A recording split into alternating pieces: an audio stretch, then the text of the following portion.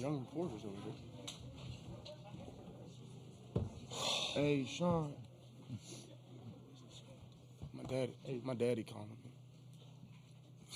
Call your dad, bro. Well, Coach, how you doing? you see what I'm We got doing? hot mics, too. What's up, Coach? I'm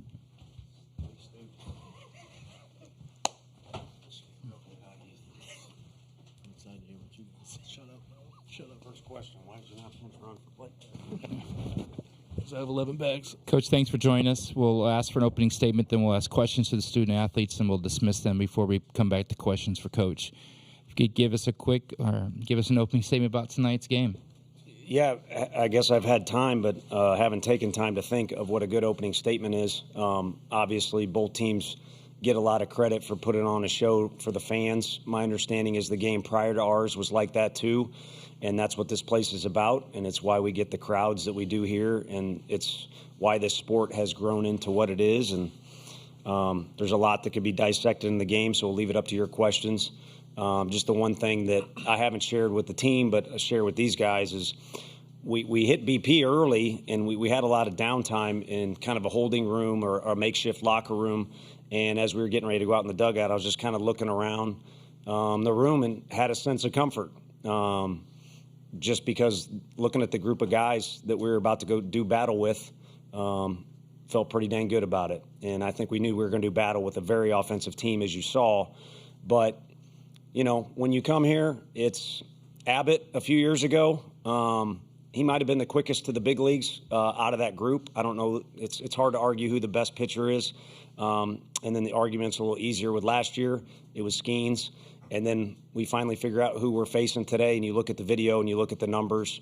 And Arnold can certainly make the case that he's the best pitcher in this thing. So we had a coaches meeting. And to quote Ace Ventura, why don't you cry about it, saddlebags? You know, you're going to have to beat somebody good. So our guys toughened up pretty good there. There was no game plan other than to compete, and they did a good job there. So. Okay, we'll open questions for the student athletes. First question right here. Clinton Yates, ESPN. Christian, I mean, heck of a night, second cycle ever. And for last time it happened was in the 50s. You know, what's your mindset in a situation like that in terms of what you felt, and what was that last day be like as well when you guys really needed it and you seemed locked in? Throughout the whole game, you know, the only mindset I have is to win. You know, get on base for my team, set the tone. You know, I have really good hitters behind me, so I just want to get on for them. So really, to be honest, didn't really know I did it. I was just so hyper-focused on, you know, winning and just that next task. And I guess talking about that last AB, you know, just want to fight. You know, down to my last strike there with 2 outs. Just want to fight. You know, it's a battle. Me versus him, mano a mano. And, you know, I guess I won that one. Here we're going to go right 1, 2, and 3. Jackson Reyes, the Omaha World Herald. Can you guys just talk about, you know, maintaining that belief throughout? You know, you guys were getting guys on base, but it wasn't really getting scored or runs across the board, and then you get to that 8th and 9th, and you guys come back and win it. I'll lead us off. You know, we talk about it, you know, all the time in the locker room, you know, in the dugout. You know, we believe in each other day in, day out, and we know that, you know, all we have to do is pass the torch to the next person. And I said it earlier, but the group out there, you know, we've played a lot of games together. So there's that certain comfort between us and knowing, you know, my brother has my back at all costs. So when you go out there and have that, you know, good things can happen, like tonight. Dylan and Blake, you want to chime in on that? I thought that was pretty good what Simo said. Well done. Dylan. Good there. Front. Jake McKeever, College Baseball Central. Blake, you had the 2-2 check swing. Can you walk us through that? And then how did you kind of readjust and get that big hit in the 9th? It was a check swing, and I didn't go, and I kept battling after that. So, I mean, I just kept battling, and that was the result. Jake Mintz, Yahoo Sports. Christian, in your last at-bat, there was a clip of you on the broadcast turning to the dugout and going, "It's fine. It's fine." What were you trying to convey to your teammates in that moment? I was actually saying, let's fight. It's a battle. Like I said, 2 outs, 2 strikes. I get out, we lose. Let's fight. That's what I did. And you're saying that to them even though you're the one at the plate? Yeah. Okay. It's a group effort. Yeah. And then the last question I have is, did you know that you had the cycle? No, I did not, sir. Yeah. Any other questions for the student athletes? That one right there. For you guys, what's the biggest mindset coming out at the top of the third inning, getting 6 runs across from the other side? What's just your mentality to, get back in it? And for all of you guys too, Chris, Dylan, and Blake, what do you just feel about the offense going into Sunday and everything else that lies ahead? I mean, we're a very gritty team. And when we go out there, we always think that we can put up whatever number on the scoreboard. And we aren't trying to put up a 6 spot. We're just trying to win every pitch. And we just threw a bunch of jabs all game and then threw that big punch in the 9th inning. With this offense, we're always 1 inning away. That's kind of our motto this year. And we just had a belief that a big inning was coming and just, trusting each other. Yeah, I mean, I think that's kind of the staple of this program. We're always 1 inning away. If they put up 6, we can do it too, and we have that confidence in each other. And, we were able to do that, scratch and claw, and was able to get back in there. Okay, last 2 questions. We'll go here and here for this. For Blake and for Christian, with y'all coming back to win that game the way you did, how much, if at all, does that change some of the conversations y'all are going to want to have about some of the way things went early in that game and some of the miscues and that stuff, just team-wide? We won. I don't know if we'll have that conversation, but I know we won that game, and we're going to just keep trying to win every other game from there. Put that game, kind of behind us. It's cool, walk off, everything like that. But, now it's on to the next task, and I don't know who we play or whatever, but we'll be ready for them. Go ahead. Oh, I'm good. Hey, Harrison fan, SEC Unfiltered. You guys talk about how kind of relentless this team is, just since proven season after season, and especially this season, throughout the season. What kind of is a tribute to that, the brotherhood, just the chemistry and everything around that? Yeah, I mean, I think from the fall, from the jump, you could tell that we bonded really, really good, and doing everything together, just always hanging out in the locker room later. So, we kind of knew we had something special, and we knew that all we had to do was put it on the field and work hard to be in this situation. And all those guys, even guys in the dugout, have really pushed themselves to be here and to be this team. So I'm super proud of everybody, and hopefully we can keep this train going. What do you think, Blake? Yeah, Blake, would you like to add something? Sure. I actually forgot the question, but we love each other and we're playing for each other. So, Including the coaches? Including the coaches. Love you, Coach V. Thanks, man. Gentlemen, thank you very much for your time. Congratulations on the win.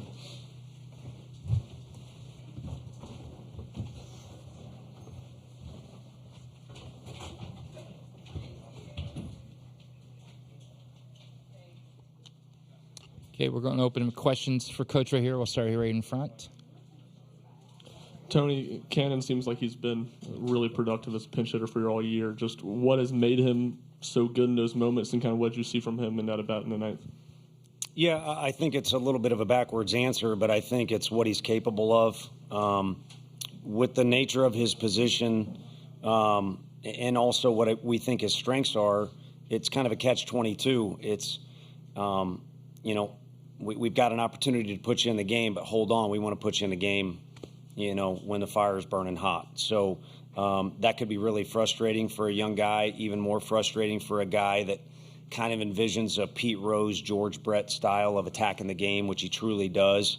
But for this team in particular, it's what his role is and what it needs to be. And it's a good chance he'll catch before our time is done here. There's a great chance that he'll have to be patient again for that next situation. But I think what you're seeing is what he's fully capable of. And it kind of embodies what these guys are talking about. I mean, I know they're trying to answer correctly, and they're really good dudes when they're not on the field. They're very competitive on the field. But what they're talking about, kind of brotherhood and throwing around those words, is Peebles has accepted his role. And I could go on and on down the list. Snead gets the win tonight. There's times we've taken the ball from him. There's times where he's sore, but he wants to take the ball. I mean, it's been a good group as far as all that stuff goes.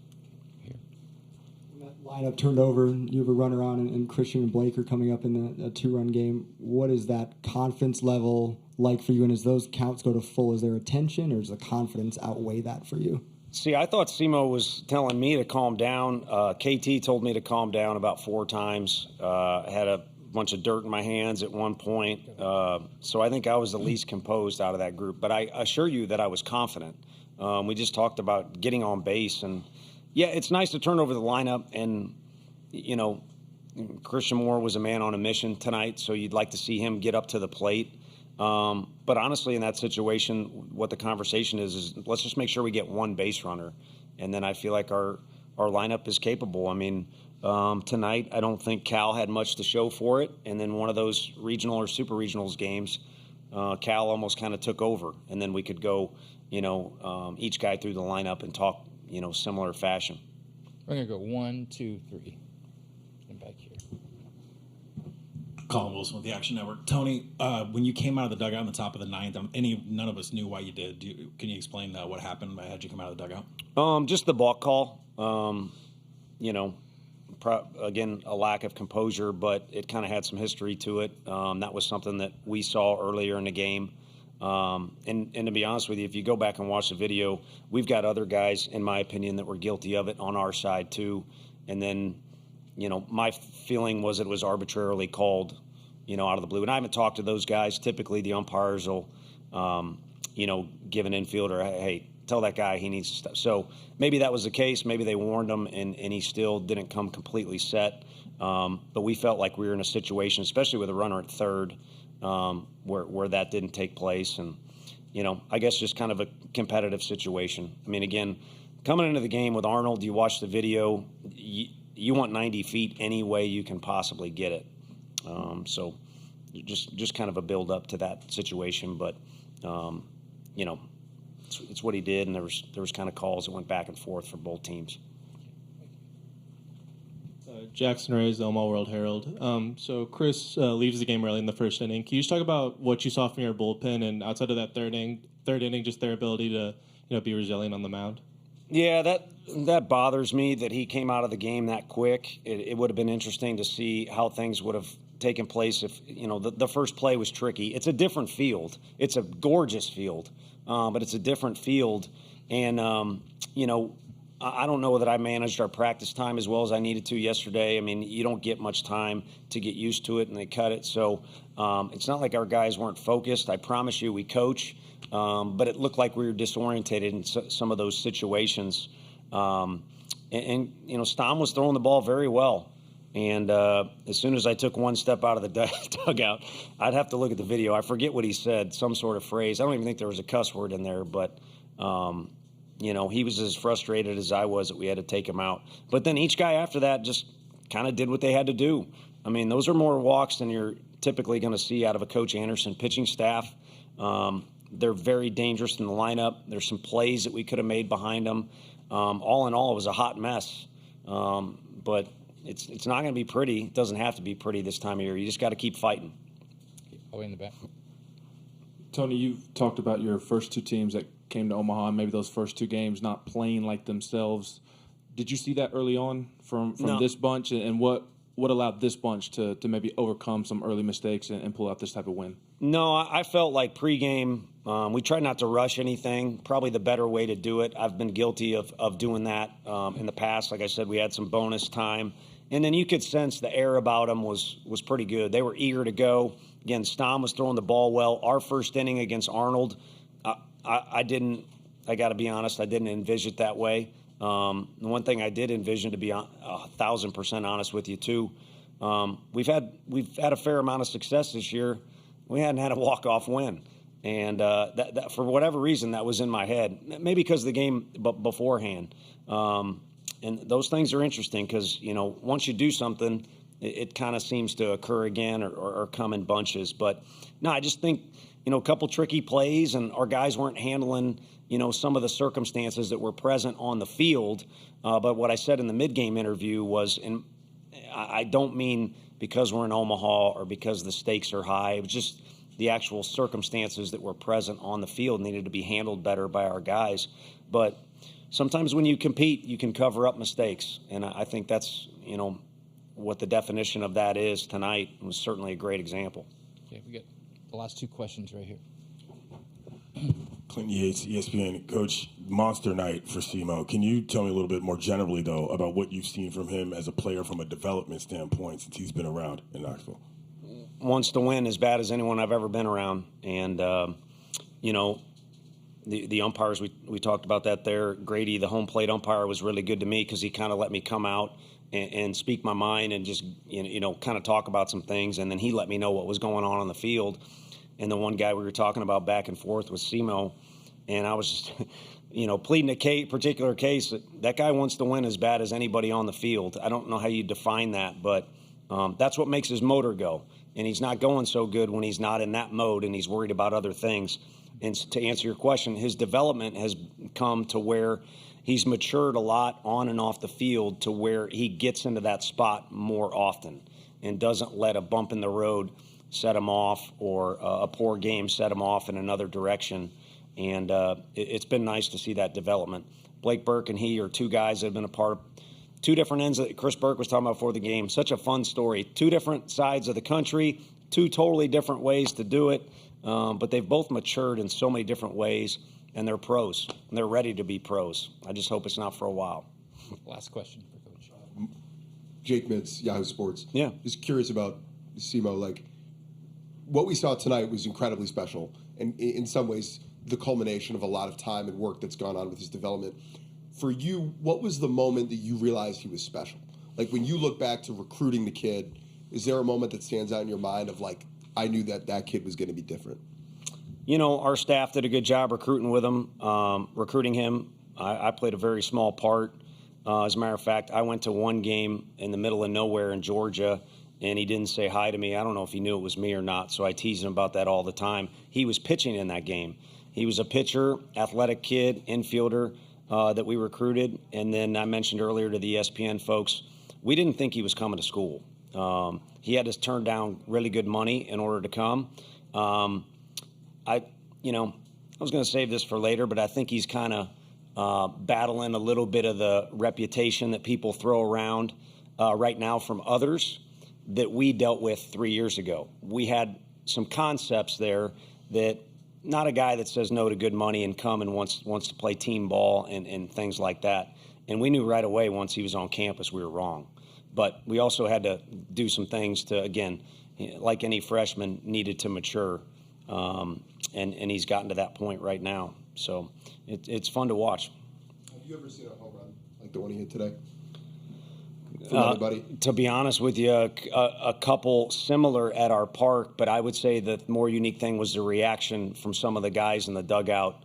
When you impress your teammates that way, where it's kind of like a Sean Kemp for old enough people in the room, like a Sean Kemp dunk, and you got everybody, on the bench going crazy. That was kind of the reaction in the dugout.